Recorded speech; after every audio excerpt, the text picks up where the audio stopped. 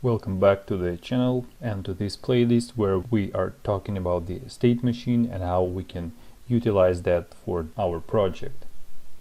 So in this video I'm going to remove the code we had before with switch statements and other things. Next thing, I will add a state machine and I will create a target and add it to a state machine as a dependency. Then we will switch to a state, an idle state. We will define that state in a moment, but this is our base state. It's the first state we start from. And I can finally remove this method calls the idle animation for our hero, because we will control all of these things from our states. I added this folder where I created files for states, and for idle state we will add a class that extends an abstract state the same way as we did for mock data. The next thing is to define a constructor and pass the name and the state machine itself. On the enter phase of this state, I would like to reach to my hero and switch to idle state.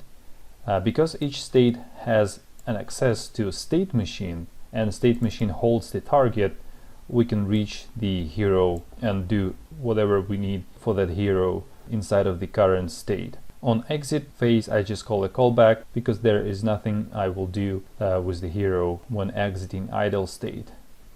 If you remember from the theory we read, there should be inputs that will make our state machine to do transitions. So in our case, we listen to keyboard events, and I will add a method key down and I will bind it to this instance so we don't lose the context, and I will add a first event key down and I will execute the function. Also, what I would like to do before exiting, I will remove the listener, because a good rule is that when you enter the state you do stuff, and when you exit state you clear up all dependencies so you don't have any hidden bugs in your code. Let's define the callback. That callback expects an event, and we will check if code is arrow left, then we go to left state. We will create that state in a second. And if it's right one, we go to a right state.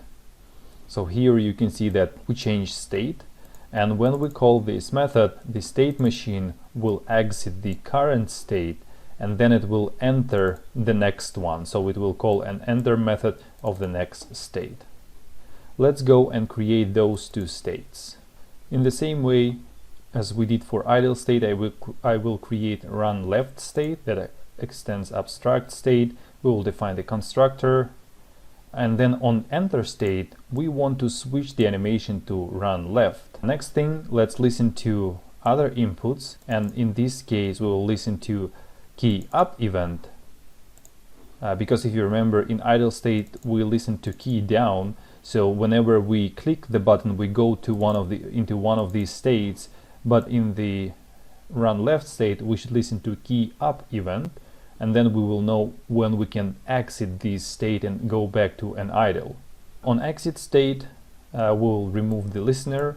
Let's create this method and bind it to a context of this class, and then I will add this method. So if we release a button and that button was a left arrow, it means that while we're making a run left animation and we are inside of this state, we're interested in listening only for one specific button, which is arrow left.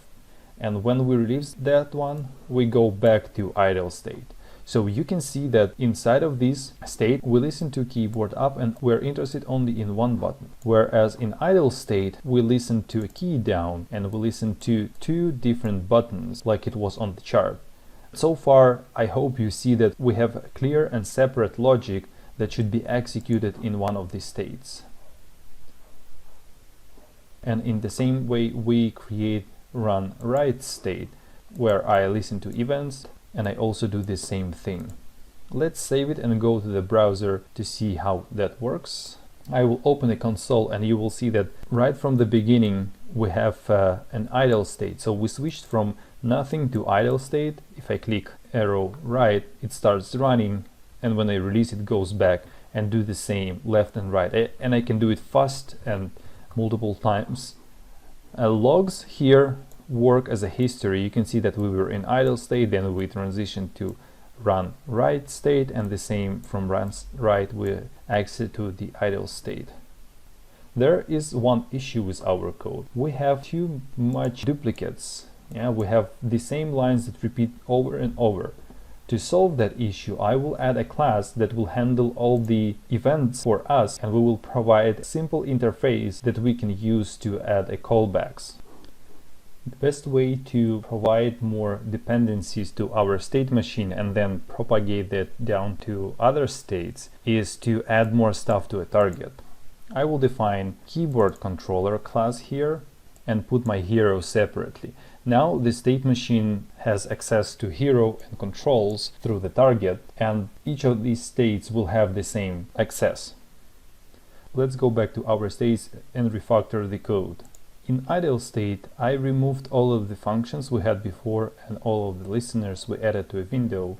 Instead, I will use FSM target controls. I will reach that class and use one of its public properties to set a callback. So whenever on right clicked and I will check whether the button was pushed down, I will change the state.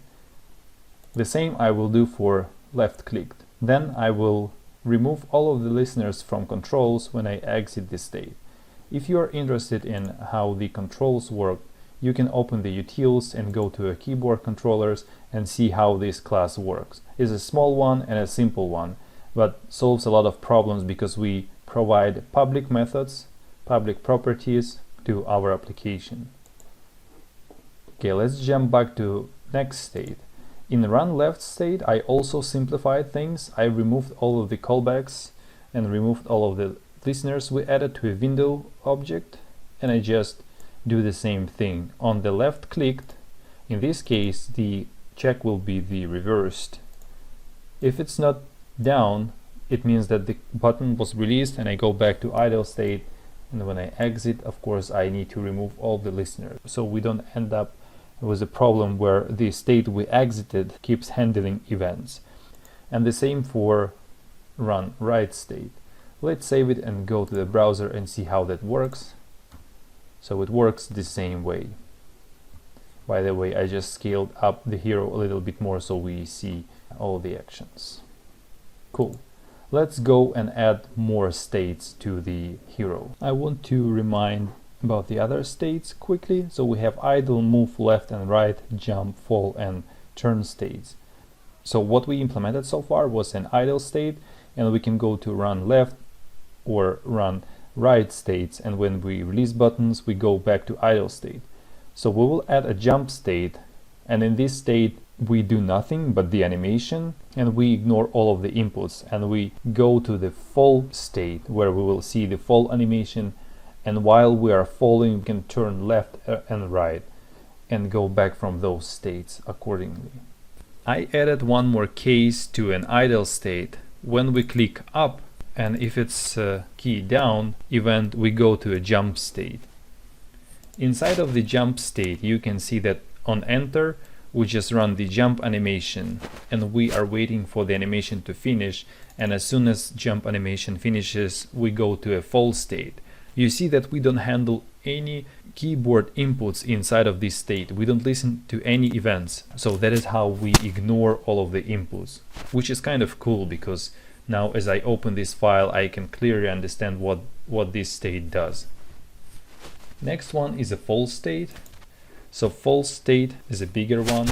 So we run the animation as soon as we enter this state, and we listen to these two events to go to turn right or turn left events, and of course we clean things up when we exit this state. So this state resembles the idle state because it has more stuff, and it works the same way. When we go to a turn left we just listen to a key up type of event, and we go to a fall state back, and the same for this one.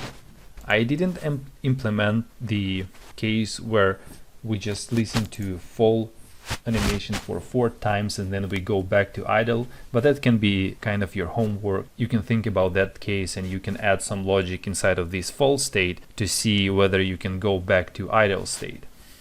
Alright, let's switch to the browser and see if it works correct. Okay, so we start from the idle state and I can go right, left, I can jump, and then it will, you see, after jump state it will go to a false state, and inside of the false state I can go to turn left or right states. Cool. Yeah, that was it. I hope you enjoyed the course and you will use state machine in your projects.